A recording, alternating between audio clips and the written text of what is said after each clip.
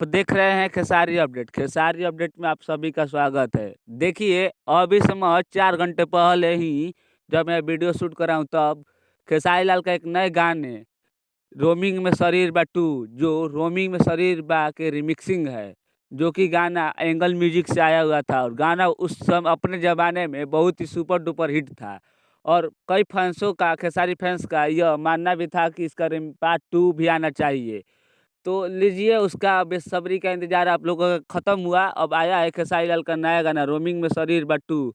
तो आप लोग इस पोस्टर को सबसे ज़्यादा शेयर कीजिए। यह पोस्टर खेसारी लाल ने बेस्ट भोजपुरी और खेसारी लाल बेस्ट भोजपुरी को कोलाबार करके खेसारी लाल ने यह पोस्टर डाला हुआ है अपनी ग्राम आईडी पर और लिखा है रोमिंग में मोबाइल थोड़े ही हो जाला, कबो कबो शरीरो रोमिंग में हो जाला। तो आप लोगों का इस पोस्टर पे क्या कहना है कमेंट करके बताइए और टीज़र कब तक से आएगा यह भी कीजिएगा। तब तक से मिलते हैं एक नए वीडियो में। हाँ, और खेसारी लाल से जुड़ी हर छोटी-छोटी खबर को हम अपनी चैनल दिखाते हैं। आप हमारे चैनल को सब्सक्राइब कर लें। धन्यवाद।